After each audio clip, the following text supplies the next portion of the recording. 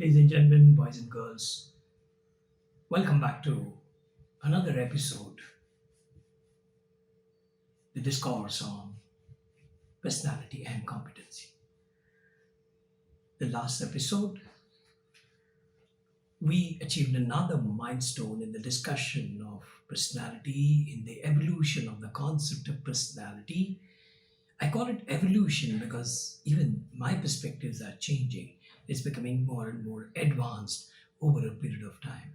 And more so when we have such a beautiful intellectual bridging between you and me, the evolution happens much faster.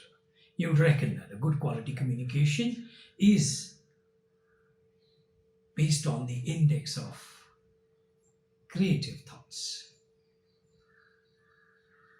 So I'll begin the discussion on personality traits. We compared that with the basic elements such as oxygen, hydrogen, nitrogen, argon, helium, sodium, whatever. And the reason for doing so was we wanted to become conscious that, like you cannot make hydrogen out of oxygen, you cannot make sulfur out of sodium, we cannot make argon out of helium. These traits are not replaceable. These traits are not replaceable. If you go to a surgeon and you want to do some skin grafting done, they will not easily accept anybody else's skin.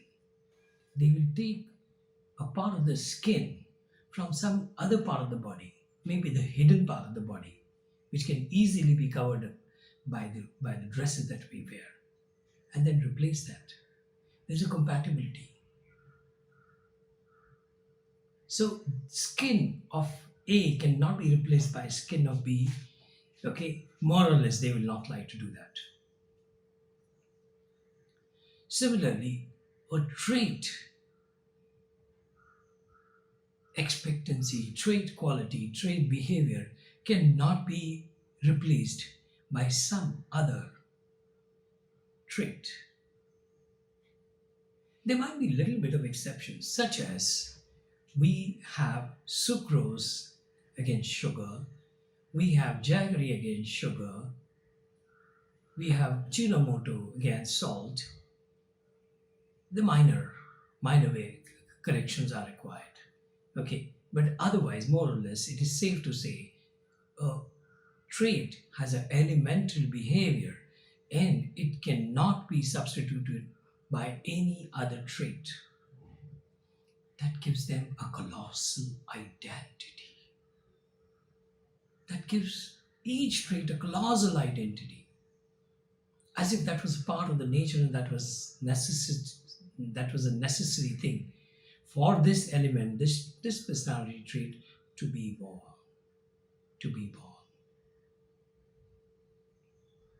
Now there is a socio cultural spiritual fabric of every society. In that context, I could say the Western personality concepts and the Eastern concepts of personality are little different. By virtue of the same, the kind of ingredients that you will have for your social, professional performance in the Western world are going to be slightly different than what we have in the Eastern communities, especially Japan and India, to some extent China. But China is a different governance. So although it's an Eastern country, I won't say all the philosophies and theories are Easternized. But Japan and India are outstanding examples. So, if the number of traits for our performance and excellence in living are, let's say, for a certain person with a certain socio-economic cultural denomination in India, if he requires 50, probably in America he will require 5 less or 10 less. The reason is in the Eastern culture, we are measured on number of more accounts than in the Western. This is a generic statement I'm making. This is not to highlight something or to de-highlight something. This is a generic statement I'm making. Obviously, there'll be, if you decide to do that, you will find more exceptions than not to this generic theory, because we have decided to find the exceptions. So these traits are elemental, they cannot be substituted by each other, and they measure. If it is such an irrepressible part of the nature's creation, these traits are nothing but reaction, our behavioral, our mental reaction to the universe of living.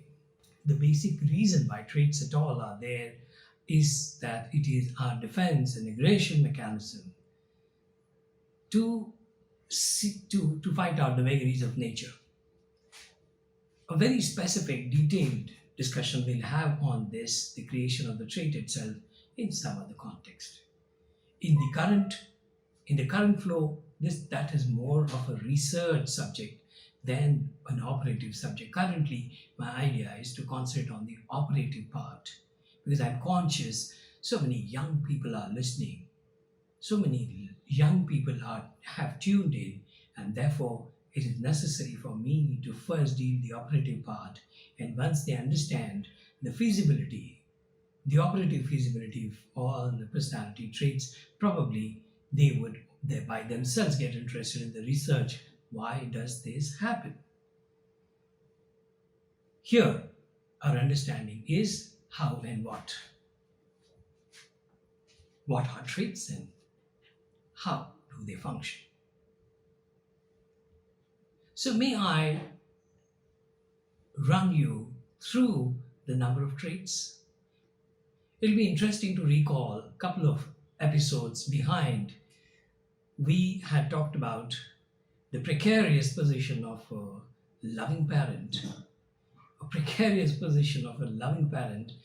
in his inability to describe the child, or describe or bring out the measures on which he could describe the child.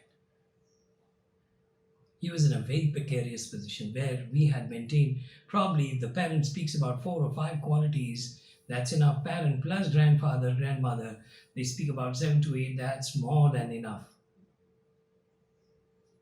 Because researches and fine knowledge, all the societies are deprived of. Because society is actually by definition, society is a commonplace belief and commonplace understanding and common reactions to something. That's what we call culture. A very common reaction to something. Very standard reaction to something. Very typical reaction to something. That's what society is made of. So society, by virtue of being a society, is always deprived of the intellectual recreation, such as research or discovery. So from 5, it's an arduous task for me to impress on you. You had a list of 5, 6, and now we're getting into a much, much larger list. Okay, you have to hold your breath to count the numbers.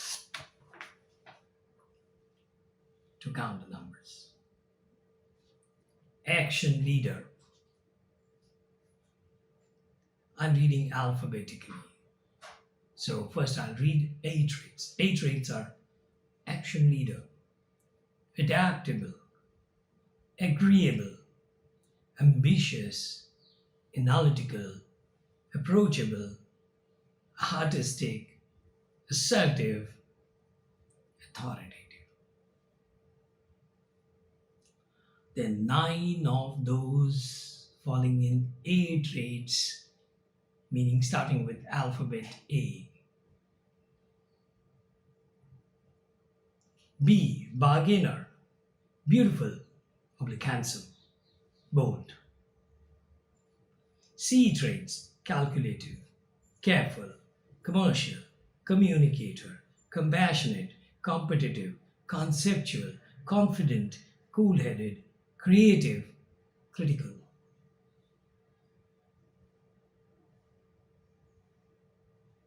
There are about 11. D traits: definitive, democratic, determined, diplomatic, disciplined, dramatist, dreamer, dutiful. Dutiful. Okay, beautiful we have already covered. Dutiful. Those are D traits. E traits: ego free, empathetic, energetic, enterprising, entertainer, esteemed, experienced, experimenter, extrovert, finisher, frank. Little bit of qualified mindset is required when you tick these traits. For example, in case of experience, okay, you will require a bit of a carefulness to qualify that. More of that later. We'll now go to F traits: finisher, frank. G traits: games free, generous. H, human leader, humanitarian. I, imaginative, initiator, inquisitive, inspired, intelligent, intuitive. J traits: just. K, knowledgeable. L, learner, listener, loyal. M, materialist, mature, moralist, moral leader, motivated. O, observer, open, opportunist, optimist, original. P traits: parent, patient, peace loving, philosophical, positive. Q traits: qualitative. R, rational, realistic, revolutionary, risk taker, romantic. Salesman: S traits: salesman, scholar, self leader, selfless, shrewd, social, soft, sophisticated, spiritual, sporting, stable, systematic. T traits: teacher, team member, tenacious, thought leader, thoughtful, tolerant, truthful. U traits: unbiased. V traits: visionary. W traits: wise.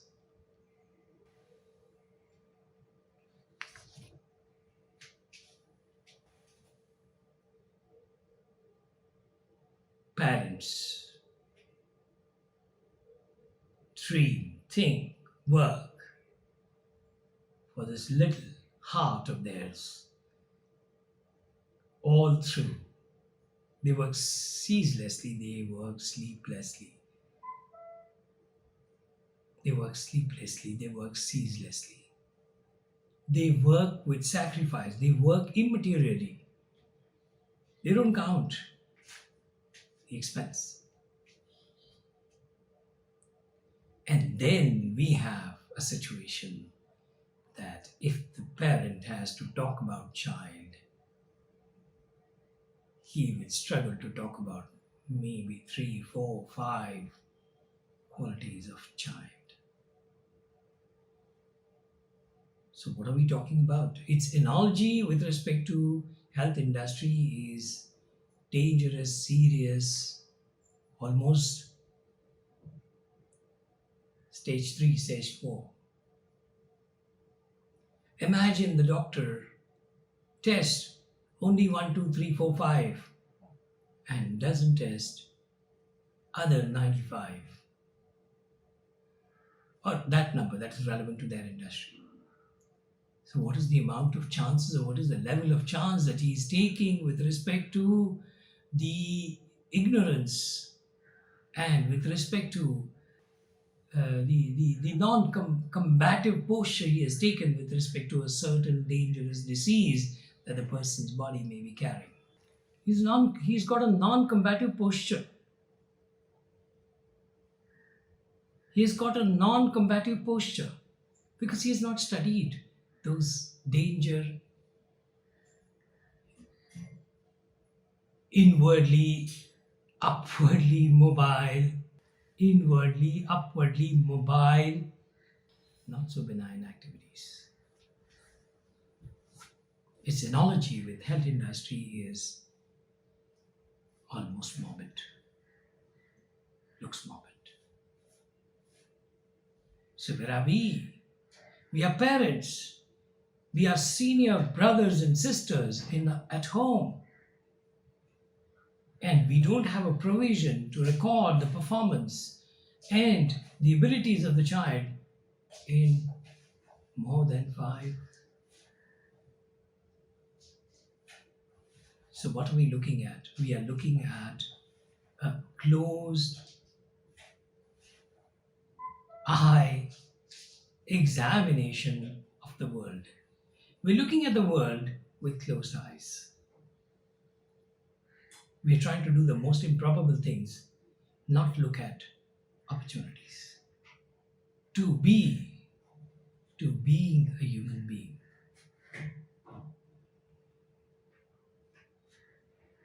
We are just at the starting point of discovering the dangers of our ineffective modeling of our own life. And I'm sure as we progress, you will have more and more salvos being delivered appropriately at the right time. You have time to go, you have time in hand to make it better. So we meet again next time to discuss further personality and competency.